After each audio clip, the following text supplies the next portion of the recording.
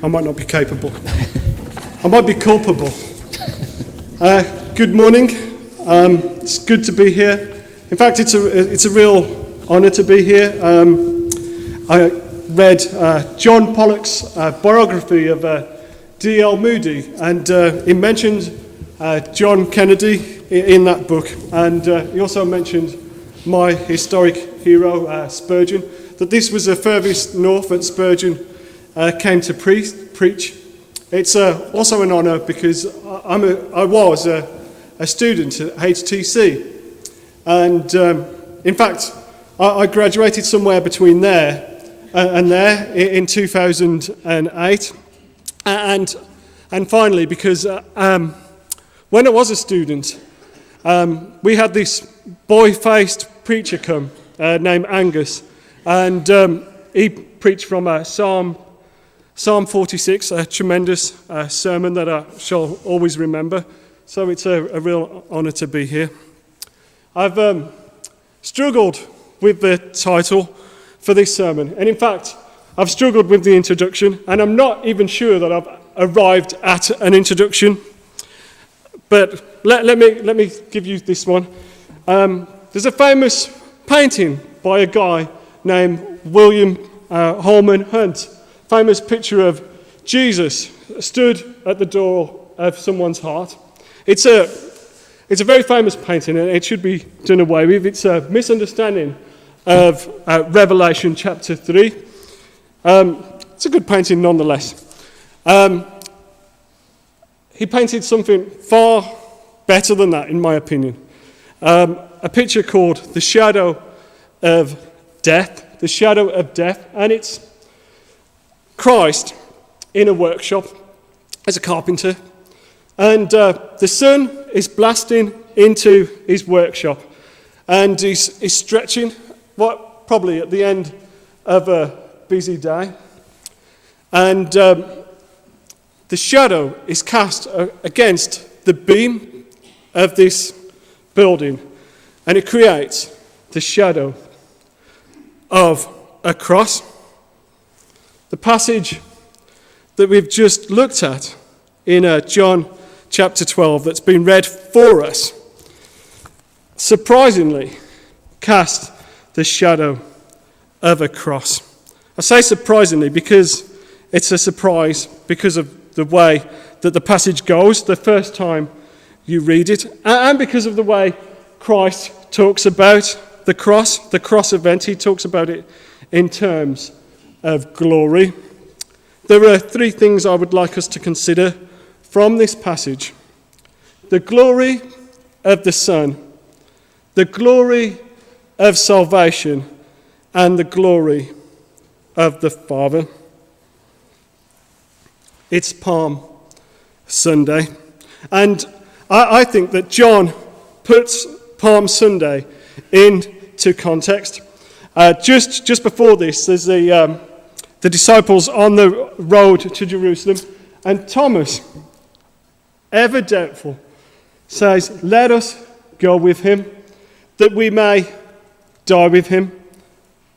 Thomas doubts that they'll even survive the journey past Jerusalem, that Jesus is on a journey to death. No one else seems to be aware of that. And I would like to get Thomas off the hook a little bit, because Thomas says that, believing that Jesus is on the way to Jerusalem, that Jesus' life is under threat. And so is Thomas. Thomas' life is under threat. But Thomas goes with him nonetheless. The Christian journey is a journey to come and die, Bonhoeffer said. Take up your cross and follow me. And Thomas seems to get it. The reason I think that John's understanding of the triumphal entry, and we'll come to that in a minute, why he puts it in context, I think that he gets it because he's the only person that mentions the raising of Lazarus. Now, Jesus was popular in Galilee, and he was fairly popular in Jerusalem, but in John chapter 6, the crowds had gone, and they no longer followed along with Jesus. But then Jesus did something that no one had ever done before. he raised a man who'd been dead for 4 days. He raised a man who'd been dead for 4 days, and the crowds began to turn out in their droves. The very next day, the large crowd came to the feast, came out to Jesus with palm branches, crying, "Hosanna, blessed is he who comes in the name of the Lord, even the King of Israel." It is a glorious event. It's a very glorious event, and you might miss it.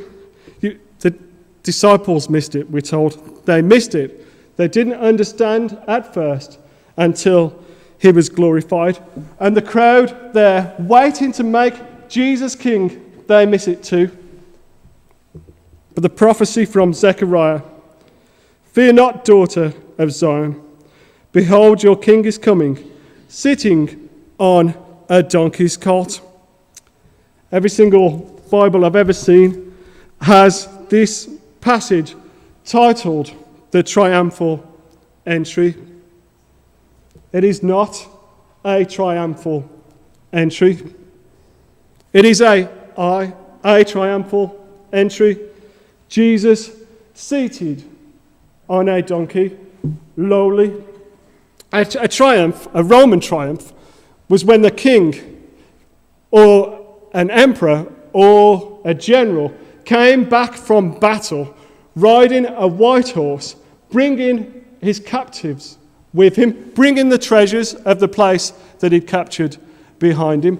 He would come in triumph with great pomp and great ceremony. Here, Jesus, the King of Kings, riding on a lowly donkey. They're ready to accept, the crowds are ready to accept that Jesus is the Messiah, but they're looking for a different Messiah. They're looking for a political resolution. They think that the king has come to destroy their greatest enemy. And indeed, that is correct. Jesus has come to destroy their greatest enemy. But their greatest enemy is not Rome, as they think. Their greatest enemy is their sin, which has separated them from God.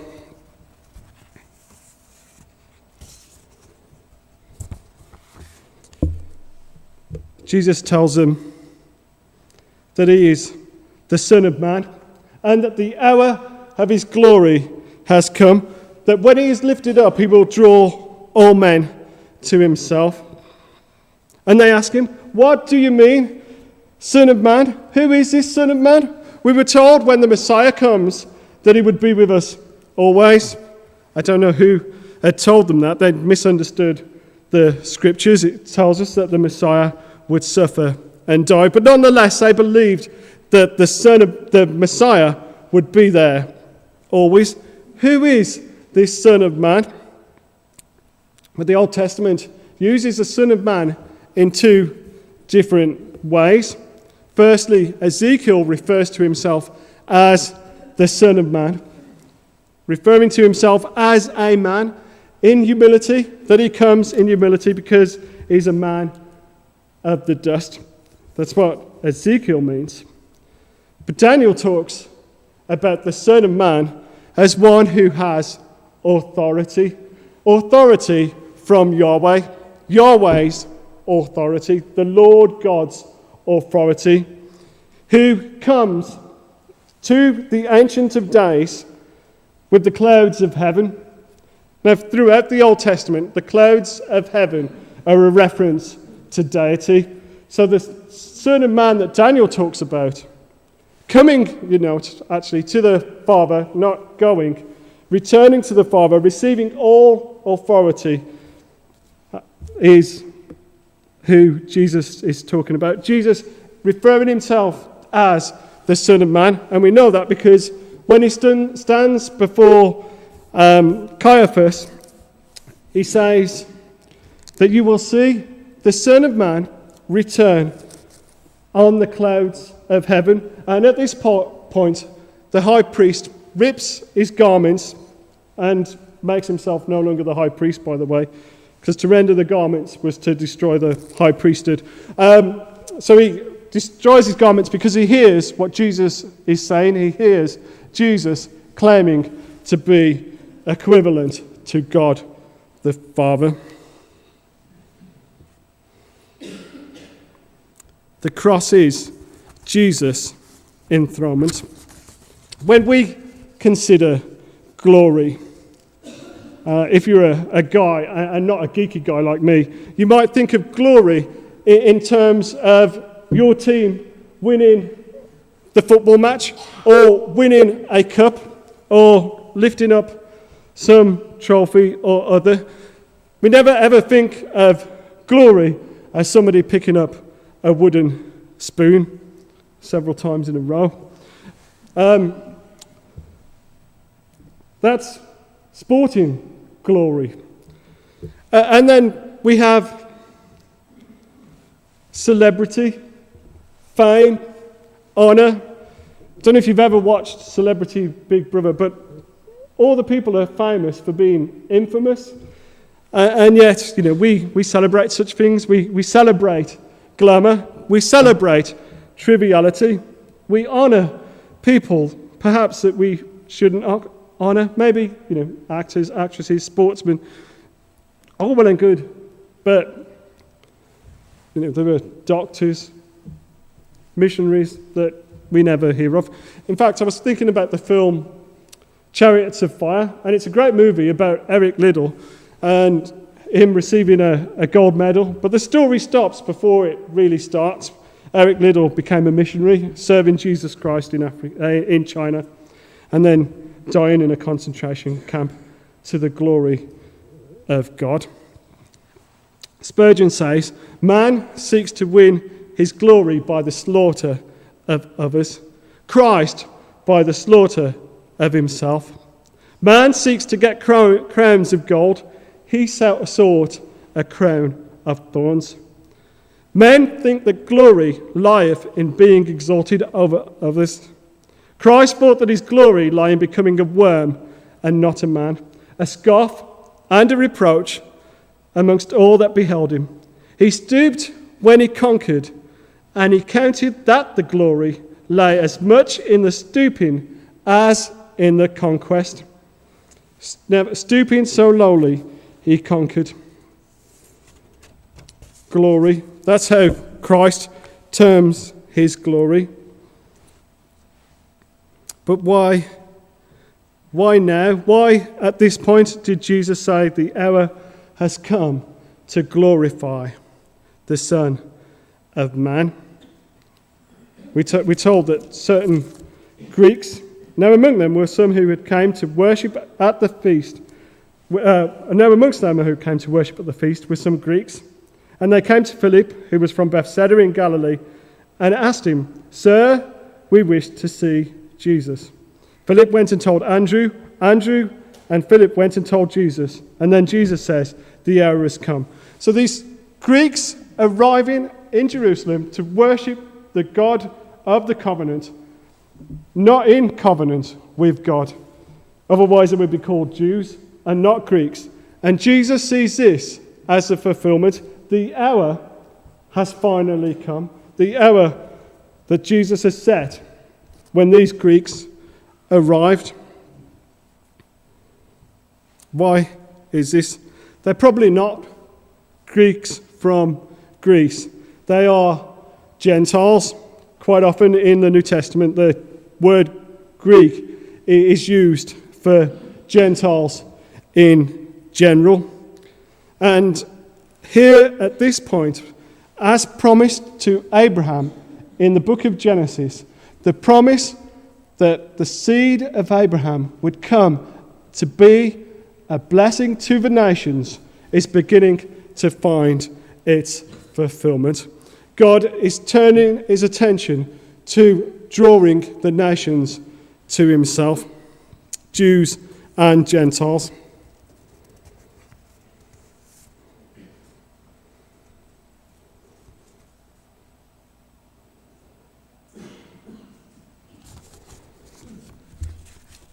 I'd always thought in terms that when the Pharisees said, the whole world has gone after him, and they're looking to end Jesus' life, that they were using hyperbole. But we can see that, the crowds going out after Jesus, that it wasn't hyperbole after all. And now, representatives from the nations have come to Jesus. And the Pharisees and the Sadducees and the Romans are going to put Jesus to death. And the Pharisees and Sadducees think that this will end this Jesus thing. This will stop the nations going after him. And God uses this event to draw all men to himself. God takes the worst moment in human history when image bearers of God take the image bearer of God and crucify him on a cruel cross. Man's worst, darkest day. And God takes that day and makes it the most blessed day for all eternity. As we sang a few minutes ago, the darling of heaven, the beloved of the Father, the one whose image he delights in, whom myriads and myriads and myriads of angels have worshipped since the beginning of their creation and the dawn of time. This one God has sent into the world to die for sinful men, so that for all eternity we can ever be singing of the darling of heaven. Now, angels will always worship him, but they will never ever worship him because of his crucified hands and feet.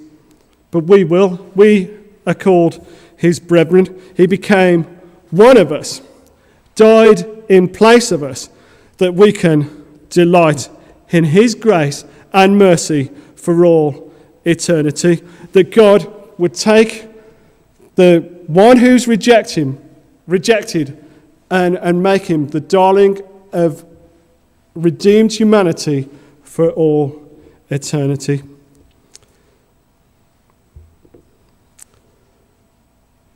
Spurgeon says, "How can a sinner become a saint? How can one worthy of the fires of heaven the fires of hell sing in the choirs of heaven? It is only through the Son being lifted up, drawing all kinds of men to himself." And there's a day coming when nations, tribes, tongues, people groups, people in all different shapes, sizes, colours, will be around the throne, delighting in the one who was crucified for them. We have a Redeemer. Verse 27 says, "The Son of Man must be lifted up. Now is my soul troubled. And what shall I say? Father, save me from this hour. But for this purpose I have come to this hour. Father, glorify your name." Then a voice came from heaven, "I have glorified it, and I will glorify it again." How is the Father glorified at this point? Well, firstly, it brings vindication of God's honour. You see, we live on what Calvin says is God's broken theatre. We live in God's broken theatre. The theatre was broken when man sinned. When, again, an image bearer of God, perfect, sinned against God, his Father, and brought sin into the world. God is holy. God is just. And if that was all there was to the problem, there would be no problem. God would simply just throw us all into hell. But God is also loving. And because God is loving, he sent his Son to vindicate his own name and to bring a people back to himself. Since the dawn of time and the fall, creation has been yearning for this Redeemer to be revealed, right from the first promise in Scripture to the serpent, not to the woman, that one is coming who will crush your head and you will bruise his heel. And Eve heard this. It was done in her hearing. And she held up her first child, Cain, and said, "Behold the man." And he became the first murderer. Such was the greatness of sin. A formerly perfect woman gives birth to the first murderer, thinking that he might be the Redeemer. And the wickedness grew so much that by the time of Noah, God flooded the earth and wiped out almost all of humanity, grieved that he had made man.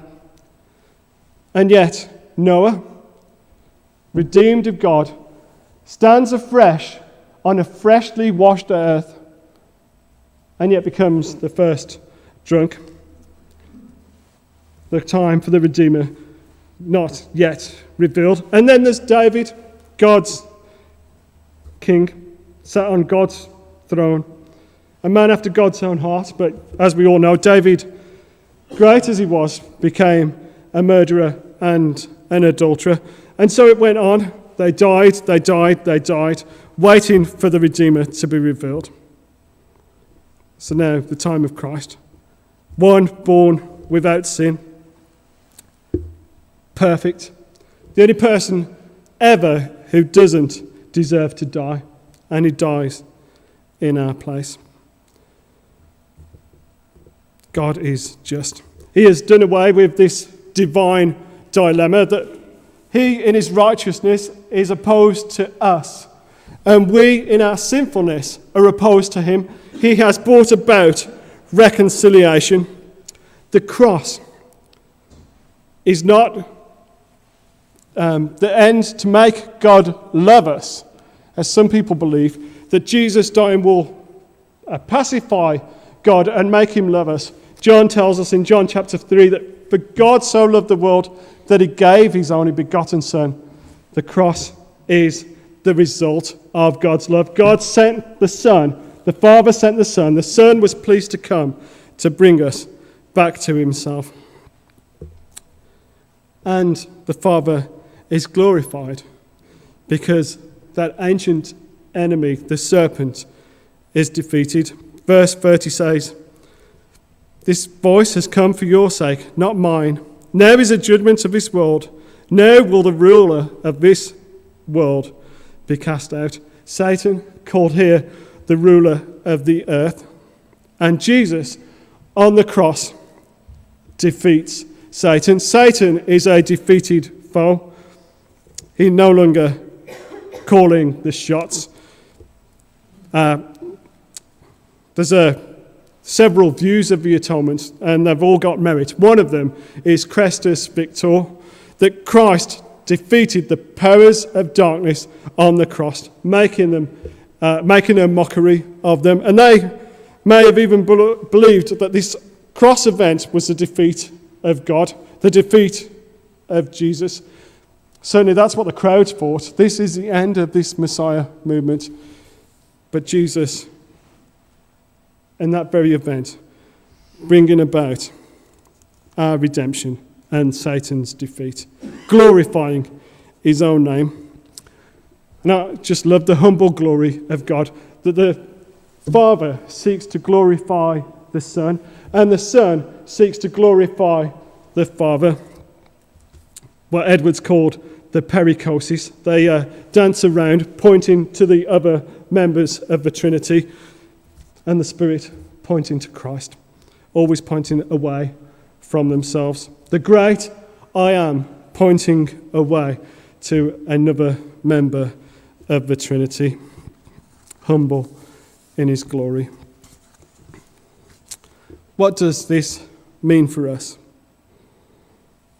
Jesus says that whoever loves their life will lose it. The lifting up of the Son on the cross points us to our own gospel road. Not the road to prosperity, but to shame for the name of Christ. To be a darling in heaven we must be reviled on earth. We must own Christ, and that will bring shame and mockery, tends to in the West, could also bring death, but it will make us a darling in heaven. Our glory is not in gold medals. Our glory is in the cross. We have whatever we've achieved. We have nothing to boast about except for Christ and him crucified. We're to do that on earth. When I lived over this way, I had a visit from the Watchtower and Track Society, and I was talking to this lady, and she says, I have no desire to go to heaven. I have no desire to go to heaven. And from her understanding, God was in heaven, and she wanted to live on a perfect earth. On this perfect earth, where God doesn't live, she would have perfect health, a nice house, friends around her, but no God. That's a terrible indictment to her and her knocking doors, her zeal for knocking on the doors. But can I ask you, if God today was to offer you prosperity, perfect health, all the friends that you'd ever lost, and life forever on the earth with no suffering, but also with no God, would you want that? If you want that, you need to come to Christ, because he is the darling of heaven, and to live is Christ, and to die is gain, because we shall be in his immediate presence. All that other stuff is just fluff, nonsense, dross. But then there's Christ. May I urge you, if you don't yet know Christ, to seek him out, to look to him crucified. Moses lifted up the snake on a pole, and those who deserved God's wrath, who had been bitten by a snake, looked up at this snake and were healed. Not because they deserved it, but because they looked. They looked upon the means. Now God has given us Christ. And when Christ is lifted up, we are to look to him. And if we look to him, he will draw us to himself. Let's pray. Father God, we thank you that Jesus is the darling of heaven. Thank you that he is perfect, that he fulfilled your law completely, that he came in compassion because you sent him in compassion, and that he died a horrible death by which you bring about his glory and our salvation. Father God, help us to praise you, not only when we're in heaven, but help us to praise you when we're out and about. Help us to be worshippers and to be witnesses. In Jesus' precious name, amen.